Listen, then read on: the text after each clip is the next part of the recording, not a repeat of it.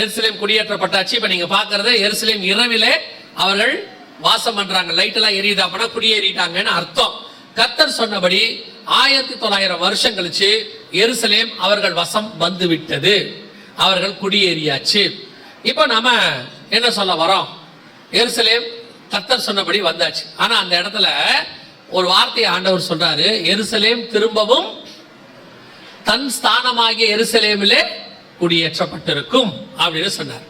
இப்போ 6 நாள் யுத்தத்துல அது அவங்க கிட்ட வந்துருச்சு. சகரியா 12:6 நிறைவேறிடுச்சு. ஆனால் அதுல திரும்பவும் தன் ஸ்தானமாகிய எருசலேம்ல இருக்கு பாத்தீங்களா? அதோட அர்த்தம் என்னன்னா, எருசலேமுக்கு ஒரு ஸ்தானம் உண்டு.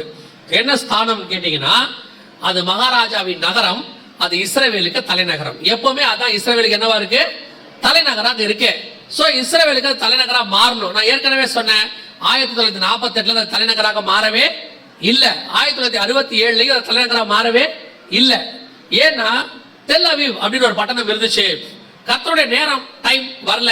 கர்த்தர் சொன்ன நாள் வருஷம் வந்தாதான் தலைநகரம் மாறும். கர்த்தர் சொன்னபடி துல்லியமாக அந்த நேரம் வந்துச்சு. சரியா இஸ்ரவேல் தேசம் உருவாகி 70வது வருஷம், கரெக்டாக எருசலேம் அவங்க கைக்கு வந்து 50வது வருஷம், கர்த்தர் சொன்னபடி திரும்பவும் அதே ஸ்தானத்துக்கு எருசலேம் குடியேற்றப்பட்டு விட்டது. எருசலேம் இஸ்ரவேலுடைய தலைநகராக மாறி விட்டது. கர்த்தர் சொன்ன தீர்க்க தரிசனம் துல்லியமா நடந்துடுச்சு.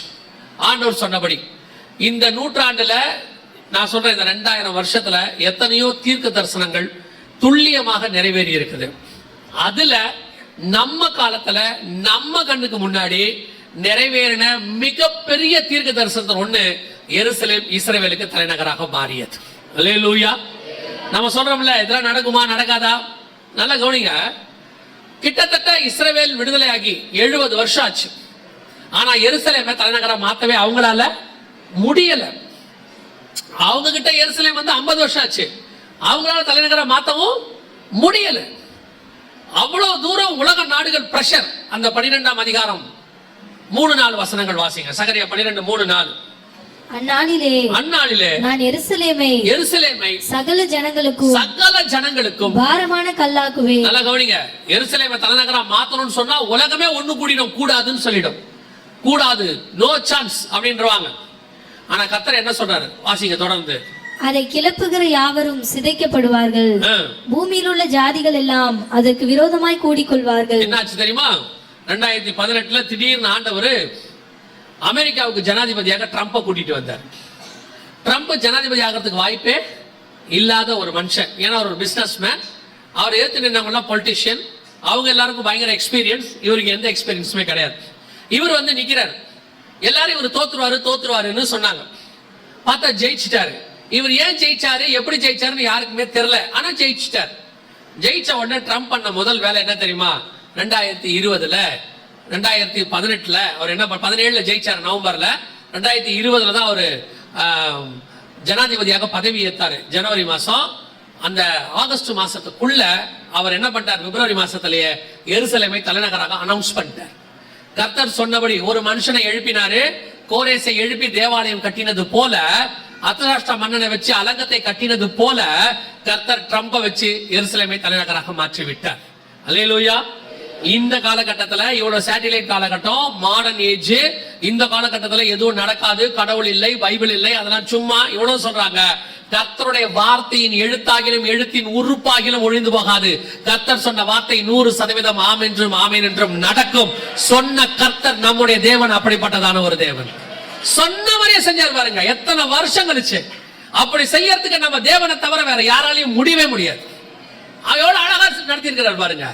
இந்த காலகட்டத்தில் எருசலேமை தலைநகரா மாத்துறதுக்கு வாய்ப்பே கிடையாது.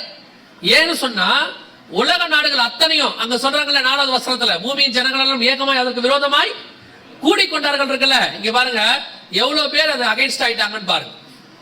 இது அன்னைக்கு உள்ளதான பேப்பர்ல வந்த செய்தி. அரபு நாடுகள், யூரோப்பியன் யூனியன், அவங்களுக்கு அகைன்ஸ்டா எல்லா நாடும் சேர்ந்துக்குச்சு. எவ்வளவு நாடுன்னு கேட்டீங்கன்னா ஏறக்குறைய 128 நாடுகள் இந்த ட்ரம்புக்கு அகைன்ஸ்டா இஸ்ரவேலுக்கு தலைநகரா எருசலேமை மாத்த கூடாது அப்படின்னு சொல்லி ட்ரம்புக்கு அகைன்ஸ்டா 128 நாடு ஓட்டு போட்டுச்சு. ஆதரவா போட்டது என்னமோ 8-9 நாடு தான். ஆனால் எல்லாத்தையும் தாண்டி ட்ரம்ப் வீட்டோ பவரை பயன்படுத்தி இஸ்ரவேலுக்கு தலைநகராக எருசலேமை கொண்டு வந்து நிறுத்தியாச்சு. கர்த்தர் சொன்ன தீர்க்க தரிசனம் துல்லியமா என்ன செஞ்சிருச்சு? நிறைவேறி விட்டது. நான் இதை வைத்து உங்களுக்கு ஒன்று சொல்லுகிறேன். கர்த்தர் உங்களுக்கு ஒரு வாக்கு பண்ணி இருந்தால், கர்த்தர் உங்களுக்கு ஒன்று சொல்லி இருந்தால், ஆண்டவர் சொன்ன வாக்கு தத்தத்துக்கு விரோதமான காரியங்கள் நடைபெற்று கொண்டிருக்கும், பார்க்கறதுக்கு நடக்காத மாதிரி இருக்கும், நடக்காதுன்னு சொல்லுவாங்க, மெடிக்கலி ப்ரூஃபாங்க, சான்ஸே இல்லம்பாங்க, இயற்கையா வழியே இல்லம்பாங்க. ஆனா சொன்ன தேவன் உண்மை உள்ளவர். அவர் சொன்னது சொன்னபடி நடக்கும்.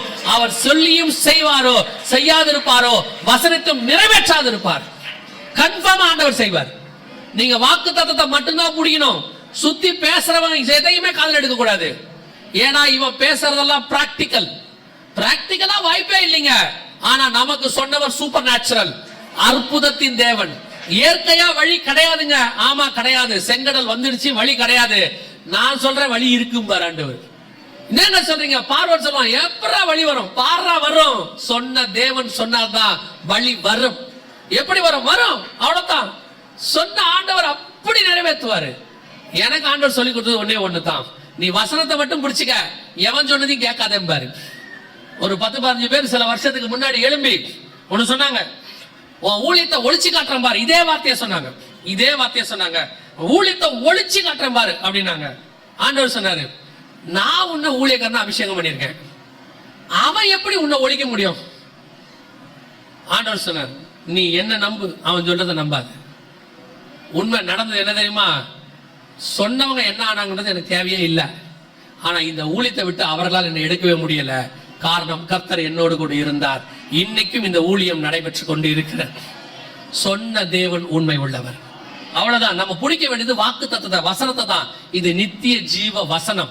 கர்த்தர் சொன்னபடி துல்லியமாய் எருசலேம் இஸ்ரவேலுக்கு தலைநகராய் மாறிவிட்டது. திரும்பவும் அதே ஸ்தானத்துக்கு வந்துருச்சு. 2 விஷயத்தை சொல்றேன், அடுத்த பாயிண்ட்டுக்கு போறேன். ஒன்று, யார் என்ன சொன்னாலும் எருசலேம் இஸ்ரவேலுக்கு உரியது. அதை பிரிக்க ஒரு நாளும் கர்த்தர் ஒத்துக்கவே மாட்டார். இந்த மீடியால, யூடியூப்ல, வாட்ஸ்அப்ல ஒரு 4 பேர் உட்கார்ந்து பரபரன்னு பேசிக்கிட்டு இருப்பான், கத்திக்கிட்டு இருப்பான் ஒவ்வொரு டிவியும். அது எப்படிங்க? நாம பிரிச்சுட்டோம்னா சமாதானமே வந்துருங்கம்மா. வரவே வராது. அவன் சொல்றதுல சும்மா. 2வது உங்களுக்கு சொல்றேன், இந்த சம்பவங்களை செய்த ஆண்டவர் சொன்ன காரியம் நிறைவேறியிருந்தால் அவர் சொன்ன எல்லா விஷயங்களும் நடக்கும். அல்லேலூயா. இப்போ எருசலேம் வந்துருச்சு. 3வது, இதான் ரொம்ப முக்கியமானது. நீங்க வாசிங்க பாருங்க, எசேக்கியேல் 38:8. அதை இன்னொரு தடவை வாசிங்க பார்ப்போம். எசேக்கியேல் 38:8 இன்னொரு தடவை வாசிங்க. அநேக நாட்களுக்கு பிற்பாடு, அதுல ஒரு முக்கியமான வார்த்தை இருக்கு, நல்லா கவனிங்க, வாசிங்க. அநேக நாட்களுக்கு பிற்பாடு நீ விசாரிக்கப்படுவாய், பட்டயத்துக்கு நீங்களாகி பற்பல ஜனங்களிலிருந்து சேர்த்து கொள்ளப்பட்டு வந்தவர்களின் தேசத்தில் கடைசி வருஷங்களிலே வருவாய். நெடுநாள் பாழாய் கிடந்து பிற்பாடு ஜாதிகளிலிருந்து கொண்டு வரப்பட்டவர்கள் எல்லாரும் சுகத்தோட குடியிருக்கும் இஸ்ரவேலின் மலைகளுக்கு விரோதமாய் வருவாய். எதுக்கு விரோதமாய் வருவாய்? பர்டிகுலரா எதுக்கு விரோதமாய்? மலைகளுக்கு விரோதமாய். இந்த யுத்தம் தான் மிக முக்கியமான 3வது யுத்தம். போன வருஷம் அக்டோபர் மாசம் ஆரம்பிச்சிச்சு. அந்த யுத்தத்துக்கு பேரு அல்-அக்ஸா ஃப்ளட் அப்படின்னு பேரு. இந்த யுத்தம் தான் ஏறக்குறைய 1 வருஷமாக, இந்த அக்டோபர் வந்தா 1 வருஷம், கிட்டத்தட்ட 10 மாசம் வச்சுக்கோங்களேன். ஜூலை முடிய போது, ஆகஸ்ட், செப்டம்பர், அக்டோபர் வந்தா 1 வருஷம். கிட்டத்தட்ட 1 வருஷமா 10 மாசமா இந்த யுத்தம் நடக்குது. இந்த யுத்தம் எதுக்காக நடக்குது, எந்த இடத்துக்காக நடக்குது அப்படின்னு கேட்டீங்கன்னா, கவனிங்க, இந்த இடத்துக்காக தான் அது நடக்குது. இந்த இடத்துக்கு பேரு டெம்பிள் மவுண்ட். டெம்பிள் மவுண்ட் அப்படின்னா என்னங்க? இங்க என்னங்க இருக்கு? இந்த இடத்துக்கு ஏன் இப்படி சண்டை போடுறாங்க? எருசலேம்ல இல்ல, எருசலேம்ல இந்த இடத்துக்கு தான் இப்ப சண்டை ஆரம்பிச்சிருக்கு. எருசலேமுக்கு சண்டை போடல. இப்ப எதுக்கு போடுறாங்க? எருசலேம்ல இருக்கிற இந்த இடத்துக்கு அல்-அக்ஸா ஃப்ளட். இந்த சும்மா இந்த வீடியோல பாருங்க, அது என்ன கீழே என்ன போட்டிருக்கு பாத்தீங்களா? என்ன போட்டிருக்குது? Operation Al-Aqsa flood. பர்டிகுலரா இந்த இடத்துக்காக தான் சண்டை நடக்குது. சரி, இந்த இடம் என்ன இம்பார்ட்டன்ட், என்ன இடம் அப்படின்னு கேட்டீங்கன்னா, இது எருசலேம் தேவாலயம் இருந்த இடம்.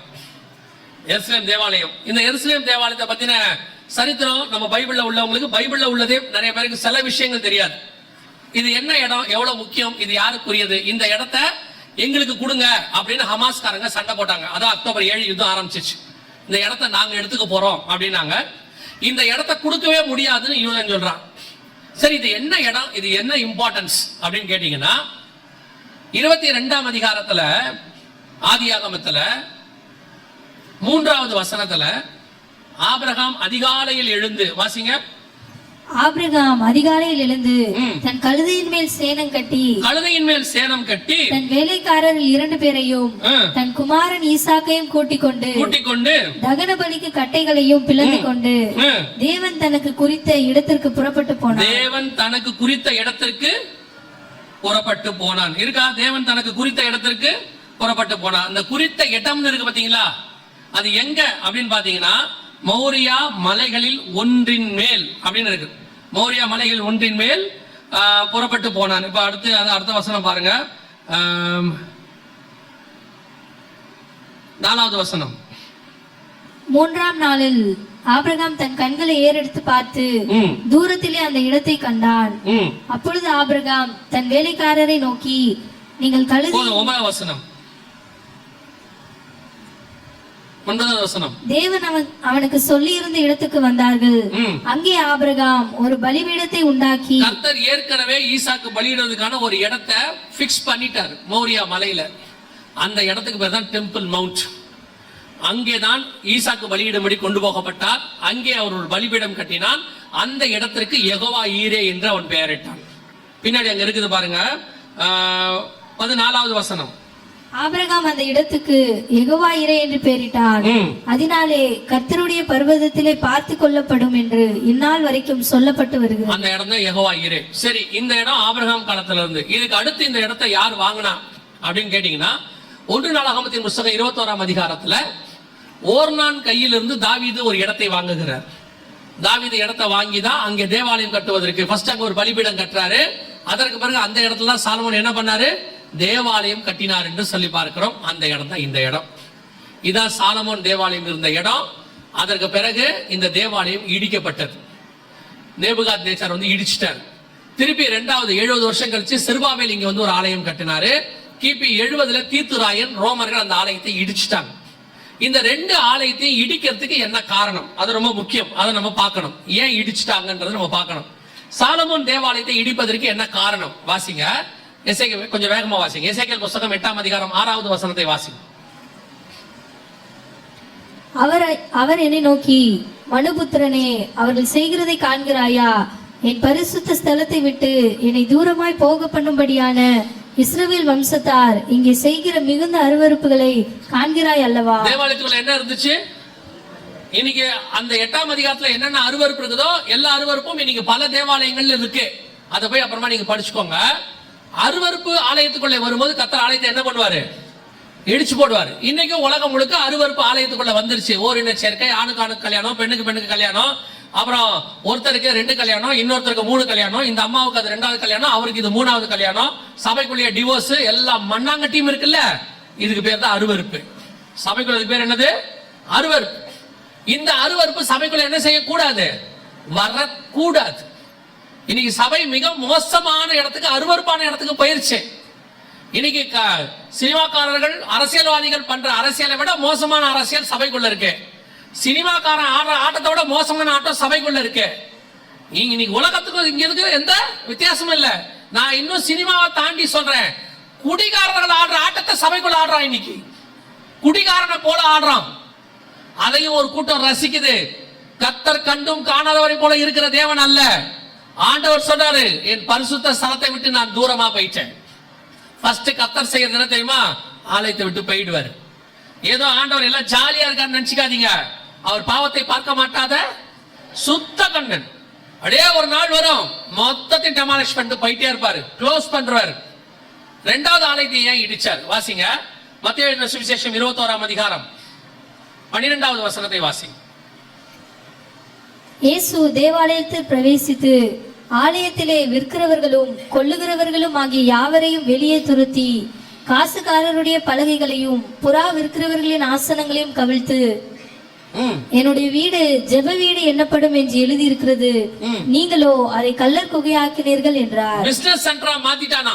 சர்ச் என்னவா மாறிடுச்சு? Business centre. இன்னைக்கு நிறைய சர்ச் இல்ல, பெரும்பான்மையான சர்ச் பிசினஸ் சென்டர் தான். கொஞ்சம் சபைகள் தான் இன்னும் கிறிஸ்துவுக்குள்ளே ஆவிக்குள்ளே கரெக்டா இருக்கு. நிறைய சென்டர் வியாபார ஸ்தலம் தான். வியாபாரம் இல்லாத சர்ச்சே இல்லைங்கிற அளவுக்கு போயிட்டே இருக்கு. ஏதோ ஒண்ணு வியாபாரம் பண்றான், அதை ஏதாவது ஒரு பேர்ல வியாபாரம் பண்றான். இப்ப அவன் ஏன் புறாவை வித்தான் ஆலயத்துக்குள்ள? பலி செலுத்துறதுக்கு வித்தான். பலி எங்க செலுத்துவாங்க? ஆலயத்துல செலுத்துவாங்க. அப்போ ஆலயத்துல பலி செலுத்துறதுக்கு புறாவை அங்கே பக்கத்திலேயே விற்கிறது சரியா தப்பா? அவன் ஒருத்தன் பலி செலுத்த வரான், அவன் புறாவை பலி செலுத்த வரான். அப்ப புறாவை பலி செலுத்த வரவனுக்கு புறா தேவைப்படுது. அதை வாங்கறதுக்கு பதிலா பக்கத்திலேயே விற்கிறாங்க உள்ளியா சர்ச்சிலேயே வாங்கி அங்கேயே பலி கொடுக்கறது சரியா தப்பா? பார்க்கறதுக்கு சரி மாதிரி தானே இருக்கு. அப்புறம் இயேசுநாதர் தப்புங்கிறாரு. சபையினுடைய வேலை புறா விற்கிறவனுக்கு புறா விற்கிறது வேலை இல்ல. சபையினுடைய வேலை உள்ளுக்குள்ள என்ன விற்க கூடாது? புறா விற்கிறவங்கிட்ட போய் நீ வாங்கிக்க, அதை வெளியே வித்துக்க. சபையுடைய வேலை பிசினஸ் இல்ல. சபையுடைய வேலை ஆவிக்குரிய விதத்துல கான்சென்ட்ரேட் பண்ணுவது, வியாபாரத்துல கான்சென்ட்ரேட் பண்றது இல்ல. இப்ப சபைக்குள்ள என்ன பண்ணுவீங்க? கடை கட்டி விடுவீங்க. சபைக்குள்ள என்ன பண்ணுவீங்க? வியாபாரம் பண்ணுவீங்க. எங்க பைபிள் இல்லாதவங்களுக்கு பைபிள் விற்கிறோம். தப்பா? தப்பு. அவன் பைபிளை போய் பைபிள் விற்கிற இடத்துல வாங்க சொல்லுங்க. இங்க வந்து கேட்கறான் பைபிள் என்ன விலை? 200 ரூபா. என்னங்க சொல்றீங்க? வெளியே 180. அது கொரியன் பேப்பர், இது சொரியன் பேப்பர். சர்ச்சுக்குள்ள நடந்துகிட்டு இருக்கு வியாபாரம். இங்க ஆராதனை போயிட்டு இருக்கு, அங்க வடை வித்துக்கிட்டு இருக்கு. கேட்டா பில்டிங் ஃபண்ட். ஆலயத்தை கட்டுகிறதற்கு கர்த்தருக்கு தெரியும். அவர் கை குறுகி போகவில்லை. நமக்கு தான் விலைவாசி ஏறி இருக்கு, பரலோகத்துக்கு விலைவாசி ஏறவே இல்லை. ஏன்னா நமக்கு இந்த ஆட்சி மாற மாற விலைவாசி ஏறும். பரலோகத்துல தான் ஆட்சியே மாறாத, ஒரே தேவன் தானே. ஆசீர்வதிக்கிற தேவன் எல்லா காலத்திலும் ஆசீர்வதிக்க வல்லமை உள்ளவராய் இருக்கிறார். இன்னைக்கு சபை எப்படி இருக்கு? Business centre. ஊழியக்காரனும் விற்கிறான், விசுவாசி விற்குது. சபைக்குள்ளேயே வட்டி கொடுது. சபைக்குள்ள புடவை விற்குது. சபைக்குள்ள புடவை வித்தா ஸ்பிரிச்சுவல் புடவையா, ஜபத்தோட விக்குது. இவங்க இங்க உட்காந்து ஆவிய ஊத்துங்கிறாங்க. அது அங்க உட்காந்து பார்டர் பாத்தீங்களா, பச்சை கலர் பார்டர் போட்டு எங்க நடக்குது? சர்ச்சுக்குள்ள சபைக்குள்ள உட்காந்துக்கிட்டு எம்எல்ஏ மார்க்கெட்டுக்கு ஆள் பிடிக்கிறான். 4 பேரா ஒரு வயல பரலோகத்துக்கு போக மாட்டேன் தெரிஞ்சுக்க. சபை என்பது வியாபார ஸ்தலம் இல்லை. சபையில ஆராதிக்க மட்டும்தான் இங்க வரணும். ஆராதிச்சுட்டு வீட்டுக்கு போயிடணும். உங்க வியாபாரத்தை காம்பவுண்டுக்கு வெளியே வச்சுக்கணும். கொஞ்சம் கொஞ்சமா ஆரம்பிச்சு நீ கரப்ட் ஆனது பத்தாத, ஊழியக்காரன் நீ கரப்ட் ஆகி இன்னைக்கு சபை முழுக்க முழுக்க பிசினஸ் சென்டர். சபை கட்டும் போத கீழே 2 கடையோட கட்டுறாங்க. தொலைஞ்சுதுவோ, ஏன்னா வாடகை கொடுறதுக்கு வசதியா இருக்குமா? கவனிச்சு கொள்ளுங்க. ஏதோ ஆண்டவர் உங்களுக்கு ஒரு வாய்ப்பு கொடுக்கிறார் திருந்தறதுக்கு. திருந்திட்டீங்கன்னா நல்லது. இல்லன்னா என்ன செய்வாராம் தெரியுமா? மத்தேயு 24:2 சொல்லுது, ஒரு கல்லின் மேல் ஒரு கல் இல்லாதபடிக்கு என்னவாகும்? இடிக்கப்பட்டு போகும். இதே ஆலயத்தை கர்த்தர் கட்டும் போது சொல்றாரு, ஆகாய் 2:15, ஒரு கல்லின் மேல் ஒரு கல் வைத்து கட்டப்பட்ட நாள் முதல் கொண்டு. அப்படிதானே இருக்குது. ஆகாய் 2:15 வாசிங்க. இப்போதும் கர்த்தருடைய ஆலயத்தை கட்டும்படி ஒரு கல்லின் மேல் ஒரு கல் வைக்கப்பட்டது முதல். அந்த ஆலயத்தை எப்படி கட்டினாரு? ஒரு கல்லின் மேல் ஒரு கல் வைத்து கட்டினாரு. அதே தேவன் தான் மத்தேயு 24:2 சொல்றாரு, ஒரு கல்லின் மேல் ஒரு கல் இல்லாதபடிக்கு இடிக்கப்பட்டு போகும். நல்லா தெரிஞ்சுக்கொள்ளுங்க. தேவனுக்கு விரோதமான காரியத்தில் சபை ஈடுபடவே கூடாது. சபையுடைய வேலை தேவனை ஆராதிப்பதற்கான ஸ்தலம். இங்கே வந்து கர்த்தரை ஆராதிக்கணும், வசனத்தை கேட்கணும், வசனத்தின்படி வாழ்க்கை அமைச்சு கொள்ளணும். உங்க சேட்டைகளுக்கு இது இடம் கிடையாது. இங்க உட்கார்ந்து நீங்க பண்ற பிசினஸ்க்கு இது இடம் கிடையாது. நீங்கள் பண்ற அருவருப்பான காரியங்களுக்கு இது இடம் கிடையாது. நீங்க வெளியே பண்ணா கூட அதுவே தப்பு. அத கூட 100ல 1000ல ஒரு தடவை பொறுத்துக்கலாம். உள்ள உட்கார்ந்துட்டு பண்ணீங்க, என்னுடைய ஆலயத்தை கெடுக்கிறவனை கர்த்தர் கெடுப்பாருன்னு இருக்கு. கேர்ஃபுல்லா இருந்துக்கணும். இந்த கடைசி காலத்துல துணிகரம் வந்துருச்சு ஜனங்களுக்கு, பயங்கரமான துணிகரம். எதை செஞ்சாலும் கர்த்தர் கண்டுக்காம இருப்பாரு அப்படின்னு உள்ள உட்கார்ந்துக்கிட்டு தெரிஞ்சுக்கோங்க. நான் ஏற்கனவே சொன்னதான், உன் பாவம் நிறைவாகிற வரைக்கும் உனக்கு கிருபை இருக்குன்னு அர்த்தம். நிறைவாச்சு தொலைஞ்சேன்னு அர்த்தம். இப்பவே திருந்துட்டீனா நல்லதுன்னு அர்த்தம். அதான் ஆண்டவர் சொன்னார், ஒரு கல்லின் மேல் ஒரு கல் இல்லாதபடிக்கு என்ன செய்யுமா? இடிக்கப்பட்டு போகும். சபைக்குள்ள நிறைய இன்னைக்கு என்ன தெரியுமா? எல்லாரும் செய்யறாங்க, அதனால அது கரெக்ட்னு ஆயிடாது. திருப்பி சொல்றேன், எல்லாரும் இதே மாதிரி பிசினஸ் சென்டர் ஆக்கிட்டாங்க சர்ச்சை. ஆளாளுக்கு கமர்ஷியல் காம்ப்ளெக்ஸ் ஆகும் பிசினஸ் சென்டராவும் மாத்தி சபையை வந்து கொள்ளையர்கள் கூடாரம்லாம் இல்ல, அலிபாபா கொகையை விட பெருசா மாத்திட்டாங்க. எல்லாரும் பண்றதுனால அது என்னவாயிடாது? சரி ஆயிடாது. சோதோம்ல அத்தனை பேரும் பாவம் பண்ணா, அதனால சோதோம் கரெக்டா? ஒரு நீதிமான் இருந்தா பாருங்க, அதான் கரெக்ட். உலகம் முழுக்க ஒண்ணு செஞ்சுச்சு, ஆனா நோவா அது தனித்திருந்தான். அதனால உலகம் முழுக்க செஞ்சதுனால அது சரியாயிடுமா? ஆகாது. எல்லாரும் செஞ்சாலும் சரி, அத்தனை பேர் கரப்ட் ஆனாலும் சரி, அத்தனை பேர் சேர்ந்து உன்னை பைத்தியம்னு சொன்னாலும் சரி, இல்ல உன்னை பார்த்து இப்படி இருந்தா நீ பிழைப்பே நடக்காது, காலத்துக்கு ஏத்த மாதிரி மாறணும்னு சொன்னாலும் சரி, நீ ஒண்ணு மட்டும் சொல்லு, நான் தேவ சாயலாய் படைக்கப்பட்டவன். அத்தனை பேரும் மனுஷ சாயலாய் மாறினால் எனக்கு கவலையே கிடையாது. நானோ வென்றால் நான் ஒருத்தன் நின்னாலும் போதும். எலியா சொல்ற, அழகா சொல்றா, அத்தனை பேரும் பாகாலுக்கு முன்பாக முழங்கால் படியிட்டு விட்டார்கள், நான் ஒருவன் மாத்திரம் மீந்திருக்கிறேன். ஆண்டவருக்கு சொன்ன வார்த்தை என்ன தெரியுமா? நீ ஒருவன் இருக்கிற நல்லது, ஆனா நீ ஒருத்த மட்டும் இல்ல, உன்ன மாதிரி இன்னும் 7000 பேரை நான் மறைத்து வைத்திருக்கிறேன். ஆண்டவர் உலகம் முழுக்க 7000 பேரை வச்சிருக்கிறார். இது மாதிரி ஆட்களுக்காக தான் வருக வரும். போக போறது பேழைக்குள்ள 8 பேராகிய சிலராக இருந்தாலும் சரி, ஆனால் 8 பேருக்காக ஒரு பேழையை கொண்டு வர கர்த்தர் வல்லமை உள்ளவராக இருக்கிறார். போக போறது வருகையில 8 பேரா இருந்தாலும் சரி, 8 பேருக்காகவாவது ஒரு வருகை வந்து கூட்டிக் கொண்டுதான் போகும். நீ காத்திருந்தால் போக முடியும். அவங்களோட சேர்ந்து கரப்ட் ஆயிடாதீங்க. அவங்க கூட சேர்ந்து உலகத்துக்கு ஒத்த வேஷம் தரிக்க ஆரம்பிச்சிடாதீங்க, தொலைஞ்சு போவீங்க. இப்போ இந்த மலைகளுக்கான யுத்தம் ஆரம்பிச்சிருச்சு. எசேக்கியேல் 38:8. இப்ப என்ன நடக்க போகுது அதை மாத்திரம் சொல்லிட்டு நான் முடிக்க போகிறேன். இந்த யுத்தம் எல்லாரும் சொல்ற மாதிரி இன்னைக்கு நாளைக்கு எல்லாம் முடியாது. இந்த ஆரம்பிக்கும் போதே சொன்னாங்க 2 மாசத்துல முடிஞ்சிடும், யூதர்கள் ஹமாஸ ஒரு வாரத்துல க்ளோஸ் பண்ணிடுவாங்க எல்லாம் சொன்னாங்க. ஆனா கன்ஃபார்மா அது முடியாது. ஏன்னா அது ஆரம்பிச்சது இந்த இடத்துக்காக. இந்த இடத்துல இந்த யுத்தம் நடக்கும், இன்னும் நடக்கும். எப்போ வரைக்கும் இந்த யுத்தம் சாதாரணமா நடக்கும்னா, இந்த மாஸ்க் அவங்க தட்டுற வரைக்கும் நடக்கும். இந்த யூதன் என்ன பண்ணிடுவான்னு கேட்டீங்கன்னா, அந்த மாஸ்கை தட்டி விடுவான். ஏன் அப்படின்னு கேட்டீங்கன்னா, இப்பவே நாங்க இன்னைக்கும் போட்டிருக்கிறோம், இது வரைக்கும் 500 மாஸ்க் அவங்க இடிச்சிருக்காங்க. 500 பள்ளிவாசலாம் என்ன பண்ணிருக்காங்க, இடிச்சிருக்காங்க. காசா பகுதி முழுக்க இடிச்சிருக்காங்க. அவங்களுடைய டார்கெட் இதுதான். அவங்க இதை எதிர்பார்த்துக்கிட்டே இருந்தாங்க. இந்த இடத்துக்கு சண்டை ஆரம்பிச்சிச்சு. முடிவா இந்த இடத்த யாரோ ஒரு ராக்கெட் ஏதோ ஒண்ணு பண்ணி இதை இடிச்சிருவாங்க. இடிச்ச உடனே இந்த இடத்துக்கு மீண்டும் 3வது தேவாலயத்தை கட்டுறதுக்கு யூதம் வருவான். இப்போ எல்லாம் சொல்றது நல்லா கவனிச்சுக்கொள்ளுங்க. இது ஏற்கனவே சொல்லப்பட்ட தீர்க்க தரிசனம். அதைத்தான் உங்களுக்கு பைபிள்ல இருந்து சொல்லிட்டு இருக்கிறோம். இந்த இடத்துல மீண்டும் என்ன வரும், 3வது தேவாலயம் கட்டுறதுக்கு யூதன் முற்படுவான். அப்பொழுது இந்த இடம் இருந்தவங்களும் என்ன செய்வாங்க, அதுக்கு சண்டை போட வருவாங்க. திருப்பி ஒரு சண்டை வரும். அந்த இடத்துல சமாதானம் பண்ணுகிறவனாக அந்தி கிறிஸ்து நுழைவான்.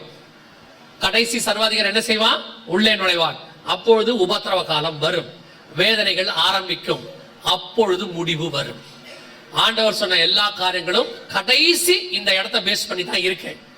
இந்த இடத்தை பேஸ் பண்ணி தான் யுத்தம் ஆரம்பிச்சிச்சு. 1 வருஷம் ஆயிருச்சு, 1 வருஷம் ஆக போது, இன்னும் விஸ்தாரமாகும். இந்த எல்லா நாடுகளுக்கும் தலைமையாக ரஷ்யா மாற போது. இப்ப ரஷ்யா மாற தொடங்கி இருக்குது, ரஷ்யா உள்ள வந்துடுச்சு. இப்ப ரஷ்யா 2-3 விஷயங்கள்ல இஸ்ரேலுக்கு விரோதமாக ஸ்டேட்மெண்ட் கொடுத்திருக்கு. இன்னும் அது உச்சத்துக்கு போகும். அமெரிக்க ஜனாதிபதியாக ட்ரம்ப் இருக்கிற வரதுக்கு வாய்ப்பு இருக்குது. அந்த எலெக்ஷன் முடிஞ்ச உடனே நமக்கு தெரிஞ்சிடும் இது என்னவாக போகுதுன்னு தெரிஞ்சிடும். யார் வந்தாலும் இந்த 3ஆம் உலக யுத்தம் ஸ்டார்ட் ஆகும். இப்ப ட்ரம்ப் பேசியிருக்காரு இன்னைக்கு, நான் வந்தா 3ஆம் உலக யுத்தம் வராது, நான் ஜெயிக்காட்டி வந்துரும் அப்படிங்கிறாரு. என்னுடைய நம்பிக்கை, அதாவது நான் பாக்குற வரைக்கும் யார் அமெரிக்க ஜனாதிபதியாக வந்தாலும் 3ஆம் உலக யுத்தம் ஆரம்பிக்கும். ஆரம்பிச்சு இந்த இடத்துல அவங்க மிக முக்கியமான காரியத்தை செய்ய தொடங்குவாங்க. அதையெல்லாம் நீங்கள் பார்க்கும் பொழுது பிப்ளிக்கலா நமக்கு வருகைக்கு என்ன மிக முக்கியமான அடையாளம்னு கேட்டீங்கன்னா, இந்த வசனத்தை வாசிங்க, முடிக்கலாம். 21ஆம் அதிகாரம் லூக்கா எழுதின சுவிசேஷம் 24வது வசனத்தை வாசிங்க. லூக்கா 21:24 வாசிங்க. பட்டய கருக்கினாலே விழுவார்கள், பட்டய கருக்கினாலே விழுவார்கள், சகல புறஜாதிகளுக்குள்ளும் சிறைப்பட்டு போவார்கள், சகல புறஜாதிக்குள்ளும் சிறைப்பட்டு போவார்கள். புறஜாதியாரின் காலம் நிறைவேறும் வரைக்கும், நிறைவேறும் வரைக்கும் எருசலேம் புறஜாதியாரால் மிதிக்கப்படும், புறஜாதியாரால் மிதிக்கப்படும். புறஜாதியாரின் காலம் நிறைவேறும் வரைக்கும் எருசலேம் புறஜாதியாரால். அப்படின்னா என்ன அர்த்தம்னா, அவங்களுடைய ஹோலி மவுண்டன் சொல்லுவாங்க, டெம்பிள் மவுண்டன் சொல்லுவாங்க, ஹோலி சைட்டும்பாங்க, என்னென்னவோ பேர்ல அதுக்கு அவங்க வச்சிருக்கிறாங்க. சோ இந்த இடத்த புறஜாதியாரோட வழிபாட்டு ஸ்தலம் இருக்கிறதுனால, அவர்கள் அதை மிதிக்கிறதுனால அந்த புறஜாதியார் காலம் இன்னும் நடைபெற்று கொண்டிருக்கிறது. ஒரு நாள் வரும், யாருமே உள்ள நுழையாதபடி இந்த இடத்த முழுக்க என்ன பண்ணிடுவாங்க, அவங்க வேலி அடைச்சிடுவாங்க. அதான் புறஜாதியார் காலம் நிறைவேறும் வரை எருசலேம் புறஜாதியாரால் மிதிக்கப்படும். இந்த இடத்த முழுக்க அவங்க கேப்சர் பண்ணுவாங்க. அதுக்கு முன்னாடி இந்த இடத்த அவங்க இடிப்பாங்க. இதுதான் அடையாளம். நல்லா தெரிஞ்சுக்கணும், இதுதான் அடையாளம். இது நடந்துச்சுன்னா உலகம் மிகப்பெரிய பேரழிவுக்குள்ளே போக போகுதுன்னு அர்த்தம். தேர்ட் வேர்ல்டு வார் ஸ்டார்ட் ஆக போது உலகத்துக்கு மிகப்பெரிய அழிவு ஸ்டார்ட் ஆயிடுச்சுன்னு அர்த்தம். சோ ஆண்டவர் சொன்ன எல்லா தீர்க்க தரிசனங்களும் நம் கண்களுக்கு முன்பாக ஒன்றன் பின் ஒன்றாக வரிசையாக நிறைவேறி கொண்டிருக்கிறது. இதுல நமக்கு என்ன அப்படின்னு கேட்டீங்கன்னா, லூக்கா 21:24 நீங்க வாசிச்சீங்க இல்லையா? புறஜாதியாரின் காலம் நிறைவேறும் வரை எருசலேம் புறஜாதியாரால் மிதிக்கப்படும் சொன்னாங்கல்ல. 28 ஆண்டவர் என்ன சொல்றாரு பாருங்க, வாசிங்க, முடிக்கலாம். 28 வாசிங்க. இவைகள் சம்பவிக்க தொடங்கும் போது, இவைகள் சம்பவிக்க தொடங்கும் பொழுது உங்கள் மீட்பு சமீபமாய் இருப்பதால், மீட்பு சமீபமாக இருப்பதால் நீங்கள் நிமிர்ந்து பார்த்து உங்கள் தலைகளை உயர்த்துங்கள். இதெல்லாம் ஆரம்பிக்கும் பொழுது 24 சொல்றாரு, புறஜாதியார் காலம் நிறைவேறும் வரை எருசலேம் புறஜாதியாரால் மிதிக்கப்படும். இவைகள் சம்பவிக்க தொடங்கும் போது, மத்திய 24 நம்ம கேட்டாங்கல்ல, இப்படி வருகைக்கு அடையாளம் என்னன்னு 3வது வசனத்துல. 8வது வசனத்துல இயேசு என்ன சொன்னார் பாருங்க, வாசிங்க. மத்திய 24:8. இவைகள் எல்லாம் வேதனைகளுக்கு ஆரம்பம். அப்பொழுது உங்களை உபத்திரவங்களுக்கு ஒப்பு கொடுத்து உங்களை கொலை செய்வார்கள். இதெல்லாம் வேதனைகளுக்கு ஆரம்பம், முடிவு சமீபமாய் இருக்கிறது. இவைகள் தொடங்கும் போது உங்கள் மீட்பு சமீபமாக இருப்பதால் ஆண்டவர் சொன்ன எல்லா காரியங்களும் கரெக்டா இருக்கு. இவைகளுக்கு நடுவுல தான் நம்முடைய மீட்பு சபை எடுத்துக்கொள்ளப்படுதல் சம்பவிக்க போகுது. சோ இந்த காரியங்கள் எல்லாம் நீங்க பாத்தீங்க, கேட்கிறீங்க, கண்களுக்கு முன்பாக ப்ரூஃபோட ஆண்டவர் சொல்றார், உங்களுக்கு தெரியப்படுத்துகிறார். அப்படின்னா என்ன அர்த்தம் அப்படின்னா, வரப்போகிற வருகையில இந்த சபை போக வேண்டும் என்று கர்த்தர் விரும்புகிறார். அல்லேலூயா. அதுக்கு தான் இது உங்களுக்கு தெரியப்படுத்தப்படுகிறது. என்ன ஒரு பெரிய விஷயம்னா, இயேசு முதலாவது வரும்போது தேவதூதர்கள் வந்து அந்த மெய்ப்பர்களுக்கு சொன்னாங்க. அவங்க போய் இயேசுவை பார்த்துட்டாங்க. நட்சத்திரத்தை பார்த்தாங்க. அவங்களும் போய் இயேசுவை என்ன செஞ்சுட்டாங்க, பார்த்துட்டாங்க. ஆனா வேத வாக்கியத்தை ஆராய்ந்து பார்த்த ஏரோது என்ன செய்யல, போகல. அவன் சொன்னா, நீங்க போய் பார்த்துட்டு வந்து எனக்கு கன்ஃபார்ம் பண்ணுங்கன்றான். இன்னைக்கு ஒரு கூட்டம் என்ன கேட்டாலும் வருகையில போகாத ஒரு கூட்டம் இருக்கு. அடையாளங்களை பார்த்து ஒரு கூட்டம் இயேசு கிட்ட வந்துடுது, தேவனால முன்குறிக்கப்பட்ட ஒரு கூட்டம் வந்துடுது. ஆனா ஒரு கூட்டம் என்ன கேட்டாலும் வசனம் சொல்றோம், கேட்கிறாங்க, ஆராய்ந்து பார்க்கிறாங்க.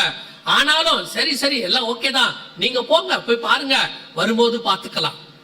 ஒரு உணர்வில்லாத இருதயம், அல்லது ஒரு அசதி. ஆண்டவர் தெளிவா சொல்லிட்டாரு, 2 பேர் இருப்பார்கள், ஒருவன் எடுத்துக்கொள்ளப்படுவான், ஒருவன் கைவிடப்படுவான். இன்னைக்கு ஆண்டவர் நமக்கு சத்தியத்தை சொல்லி இருக்கிறார். வருகை மிக சமீபம். இனி காலம் கண்டிப்பாக செல்லாது. நாம் கர்த்தருக்கு சித்தமானால், ஏன்னா அவர் வரும் நாளிகையாகிலும் பிதா ஒருவரை தவிர மற்ற ஒருவனும் அறியார். ஒண்ணு மட்டும் நிச்சயம், நம்முடைய காலங்களில் அவருடைய வருகை வருவதற்கு நிறைய வாய்ப்பு இருக்கு. ஆபிரகாம் அவருடைய முதலாவது வருகையை காண ஆவலா இருந்தான் இயேசு சொன்னார். ஆபிரகாம் நாட்களை பார்க்க ஆவலா இருந்தான். கரெக்டா 2000 வருஷம் கழிச்சு அவருடைய சந்ததியார் இயேசுவை பார்த்தார்கள். அதே மாதிரி தான் 1ஆம் நூற்றாண்டுல அப்போஸ்தலர்கள் இயேசுவின் வருகையை பார்க்க ஆவலா இருந்தார்கள். இப்ப 2000 வருஷம் கழிச்சு அவருடைய சந்ததியார் நாம் அதை பார்ப்பதற்கு நிறைய வாய்ப்பு இருக்கிறது. எப்ப வேணாலும் இயேசு கண்டிப்பாய் வரப்போகிறார். ஒருவேளை ஜலப்பிரளயம் வருதுன்னு நோவா சொன்ன மாதிரி தான் இப்ப இயேசு வருதுன்னு சொல்லிட்டு இருக்கோம். ஒரு கூட்டம் அதை ஏத்துக்கல, பைத்தியம்னு சொல்லிச்சு, அதெல்லாம் வராதுன்னு சொல்லிச்சு.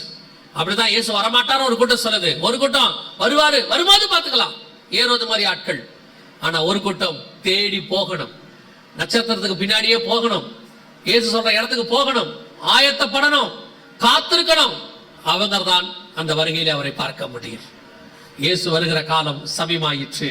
இனி காலம் செல்லாது. ஆயத்தப்படுத்துவோம், ஒரு கூட்டத்தை ஆயத்தப்படுத்துவோம்.